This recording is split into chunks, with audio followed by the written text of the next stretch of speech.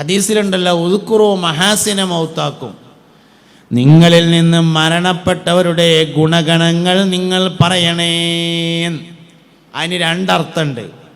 ഒന്ന്, ഗുണമാണ് പറയേണ്ടത്, അല്ലാത്തത് മരിച്ചവരെ പറ്റി പറയാൻ പാടില്ല, ഇതാണ് ഒരർത്ഥം. രണ്ടാമത്തെ ഒരർത്ഥമുണ്ട്, മരിച്ചവരെയാണ് പറയേണ്ടത്, ജീവിച്ചിരിക്കുന്നവരെ പറയാൻ പറ്റൂല. ജീവിച്ചിരിക്കുന്ന ആളുകളെ മദ്ഹ് ചെയ്യൽ ഗുണമുള്ള കാര്യമല്ല, അത് ആരെയാണെങ്കിലും ശരി. അതേ സമയത്ത് മരിച്ചവരെയാണ് പറയേണ്ടത്. എന്താ മരിച്ചവരെ പറയാൻ കാരണം? മരണത്തോടു കൂടെയാണ് ഒരു മനുഷ്യൻ്റെ ജീവിതം ശരിയായിരുന്നോ തെറ്റായിരുന്നോ എന്ന് തീരുമാനിക്കാൻ കഴിയുക. എങ്ങനെ തീരുമാനിക്കുക? മരണം നോക്കിയിട്ടാണ് തീരുമാനിക്കുക. അതുകൊണ്ടാണ് നമ്മൾ എപ്പോഴും ദ്വാരക്കുന്നത്, പടച്ചോനെ ആഖിബത്ത് നന്നാക്കി തരണേ അല്ലാ. അള്ളാഹു നമ്മളൊക്കെ ആഖിബത്ത് നന്നാക്കി തരട്ടെ. സംഗതി മജ്‌ലിസുന്നൂർ ചൊല്ലിയാൽ കാൽമുട്ടിൻ്റെ വേദന മാറുകയൊക്കെ ചെയ്യും. മജ്‌ലിസുന്നൂർ ചൊല്ലിയാൽ ഊരവേദനയും മാറും. മജ്‌ലിസുന്നൂർ ചൊല്ലിയാൽ ഗൾഫിലുള്ള കുട്ടികൾക്ക് ജോലിയും ശരിയാവും. മജ്‌ലിസുന്നൂർ ചൊല്ലിയാൽ അയവക്ക് സ്ഥലം കൊടുത്തതിൽ ബാക്കി കിട്ടാനുള്ള കാര്യം കിട്ടും ചെയ്യും. പക്ഷെ മജ്‌ലിസുന്നൂർ അതിനുള്ളതല്ല. സംഗതി അതൊക്കെ നടക്കും. മജ്‌ലിസുന്നൂർ എന്തിനുള്ളതാ? ദാഹം മൗത്തത് കൂട്ടിയിടും, ഇബ്ലീസ് കൂസിനെ കാട്ടിടും, നേരം ലൈനവനാട്ടുവാൻ ബദരിങ്ങളാൽ തുണ റബ്ബനാ. ലാ ഇലാഹ ഇല്ലല്ലാഹു ലാ ഇലാഹ ഇല്ലല്ലാഹ് ലാ ഇലാഹ ഇല്ലല്ലാഹു മുഹമ്മദുർ റസൂലുള്ളാഹ്. അതിനുള്ളതാണ്. മരിക്കുമ്പോൾ ഹുസ്നുൽ ഖാത്തിമ സ്വാലിഹീങ്ങൾക്കുള്ളതാണ്. അതിൻ്റെ ഓപ്പോസിറ്റ് ഉള്ളതാണ് സൂഉൽ ഖാത്തിമ, നല്ല മരണം, ചീത്ത മരണം. നല്ല മരണം എന്ന് പറഞ്ഞാൽ എന്താണ്? രണ്ടു കാര്യങ്ങളാണ്. ഒന്ന്, നല്ലവൻ്റെ മരണത്തെയാണ് നല്ല മരണം എന്ന് പറയുന്നത്. രണ്ടാമത്തേത്, ഒരു മനുഷ്യൻ്റെ മരണം മറ്റുള്ളവരോട് പറയാൻ കഴിയുന്ന തരത്തിൽ ആയിത്തീരുന്നതിനെയാണ് നല്ല മരണം എന്ന് പറയുന്നത്. ഹുസ്ൻ എന്ന് പറഞ്ഞാൽ ഭംഗി എന്നാണ് അർത്ഥം. ഹുസ്നുൽ ഖാത്തിമ എന്ന് പറഞ്ഞാൽ ചൊറുക്കുള്ള മരണം. എന്താ ചൊറുക്ക്? ചൊറുക്ക് എന്ന് പറഞ്ഞാൽ വർണ്ണിക്കാൻ കഴിയലാണ് ചൊറുക്ക്. വാപ്പ മരിച്ചു. വാപ്പ മരിച്ചോടത്ത് ചെന്ന് മോനോട് ചോദിച്ചു, എന്തടാ വാപ്പാക്ക് ദണ്ണം? അതിൽ പറഞ്ഞു, കാര്യമായിട്ടൊന്നും ഉണ്ടായിരുന്നില്ല. കഴിഞ്ഞ വെള്ളിയാഴ്ച രാവിലെ മരിച്ചവർക്കൊരു യാസീനൊക്കെ ഓതി. സാധാരണ വാപ്പ ആഴ്ചയിലൊരു ദിവസം ഒരു മങ്കൂസ്മര് തോതലുണ്ട്, അതും ഓതി. ഹദ്ദാദ് റാത്തീബ് ചൊല്ലി, ഇശ കഴിഞ്ഞ് ഇശ നിസ്കരിച്ച് ചോറയിച്ച് മൂത്രയിച്ച് ഒലുണ്ടാക്കിങ്ങാണ്ട് കിടക്കാൻ പോയോടുത്തുനിന്ന്, കുട്ടികളെ എനിക്ക് നെഞ്ഞത്ത് കൂടി ഒരു വേദന എന്ന് പറഞ്ഞപ്പോൾ ഞങ്ങളെല്ലാവരും കൂടി ചെന്ന് കട്ടിലുമൊക്കെ ഇങ്ങനെ പടിഞ്ഞാട്ട് തിരിച്ചിങ്ങാണ്ട് എടുത്തിടത്തിയപ്പോൾ സംസം വെള്ളം വേണമെന്ന് പറഞ്ഞ് ഉമ്മ വേഗം പോയിങ്ങാണ്ട് കുറച്ച് സംസം വെള്ളം കൊടുന്ന് 3 മുറുക്കൺ കുടിച്ചിട്ട് കട്ടിലുമ്മേന് കടന്നുങ്ങാണ്ട് 3 വട്ടം ലാ ഇലാഹ ഇല്ലല്ലാഹ് എന്ന് ഉറക്കണ് ചെല്ലിങ്ങാണ്ട് പിന്നൊരു വലി ഇങ്ങനെ വലിച്ചു. പിന്നെ വാപ്പ മുണ്ടിയിട്ടില്ല എന്ന് പറയുമ്പോൾ സംഗതി വാപ്പ മരിച്ചു എന്നാണ് പറയണത് വെച്ചാലും പറയണതിനൊരു കോലുണ്ട്. അതിൻ്റെ പേരാണ് ഹുസ്നുൽ ഖാത്തിമ. ഒരാൾ മരിച്ചോടത്ത് ചെന്നിട്ട് എന്തേ മൂപ്പർക്ക് ദണ്ണെന്ന് ചോദിച്ചു. അതൊന്നും ഇപ്പോൾ പറയണ്ട എന്ന് പറഞ്ഞാൽ മനസ്സിലായി പറയാൻ പറ്റുന്ന കോലത്തിലല്ല.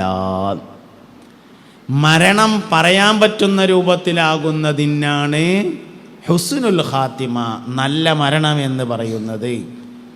മരണം പറയാൻ കഴിയാത്ത രൂപത്തിലാകുന്നതിനാണ് സൂഉൽ ഖാത്തിമ, ചീത്ത മരണം എന്ന് പറയുന്നത്. ശംസുലുലമയെ പറഞ്ഞപ്പോൾ ഓർമ്മ വന്നതാണ്, നമ്മളെപ്പോഴും കേൾക്കുന്നതാണ് ശംസുലുലമയുടെ വഫാത്ത്.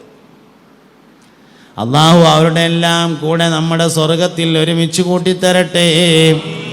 സ്വാലിഹീങ്ങളെ പിന്തുടരാനാണ് സ്വലാഹിയത്തിലേക്കുള്ള എളുപ്പവഴി. നല്ലവരെ തുടർന്നാൽ നന്നാവും, ചീത്തവരെ തുടർന്നാൽ കേടുവരും. ഇന്നമാ മസലുൽ ജലീസി സ്വാലിഹി വസ്സുഇ കഹാമിലിൽ മിസ്കി വനാഫിഖിൽ കിരി.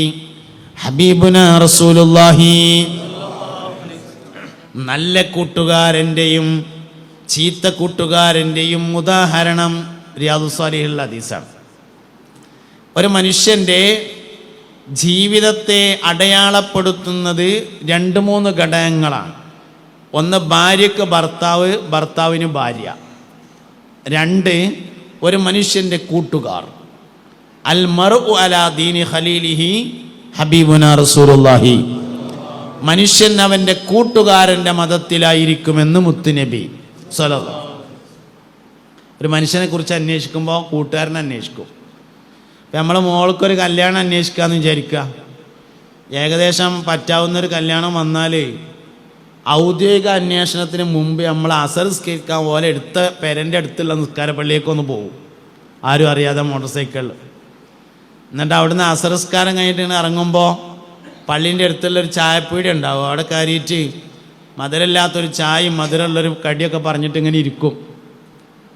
അപ്പോൾ അവിടെ അങ്ങനെ ചായ കുടിച്ചിരിക്കണ കുറേ ആൾക്കാരുണ്ടാവും. അവരോട് ചോദിക്കും, നമ്മളെ അബ്ദുറഹ്മാൻ ഹാജിയുടെ മൂത്ത മകൻ സുലൈമാനെ പറ്റി എന്താ അഭിപ്രായം എന്ന് ചോദിക്കുമ്പോൾ ഓല് പറയും, ചെറുക്കനൊന്നും തിരക്കടില്ല, നല്ല ചെറുക്കനാണ്, കുടുംബം നോക്കാനൊക്കെ പറ്റുവനാണ്, നല്ല അധ്വാനിക്കും.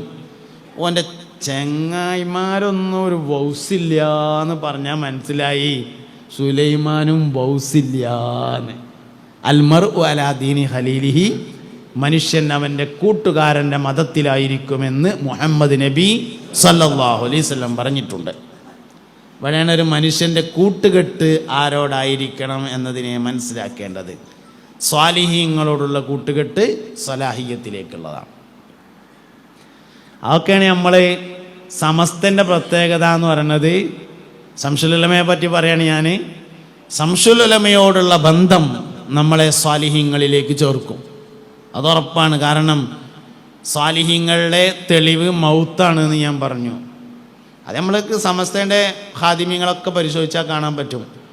മരിക്കണ സമയത്ത് ഒരു ലാ ഇലാഹ ഇല്ലല്ലാഹ് എല്ലാനാണല്ലോ നമ്മൾ അധ്വാനിക്കണത്. മരിക്കുമ്പോൾ 1000 ലാ ഇലാഹ ഇല്ലല്ലാഹ് എല്ലി സമസ്തയുടെ പ്രസിഡൻ്റായിരുന്ന ആനക്കര കോയക്കുട്ടി മുസ്ലിയാർ, അള്ളാഹു അവരുടെ ദർജ ഉയർത്തി കൊടുക്കട്ടെ, അങ്ങനത്തെ ആൾക്കാർ. അപ്പം അതുകൊണ്ട് സ്വാലിഹീങ്ങളുമായിട്ടുള്ള ബന്ധത്തെ എപ്പോഴും കൽബിൽ ഇങ്ങനെ കൊണ്ടടക്കണം. എല്ലാവരും പറയണത് കേൾക്കാൻ നിൽക്കരുത്. നല്ലവൻ ഉപദേശിക്കുന്നതാണ് നല്ല ഉപദേശം. അതായത് സുന്നത്ത് ജമാഅത്തിൻ്റെ ആളുകൾക്കൊരു പ്രത്യേകത ഉണ്ട്.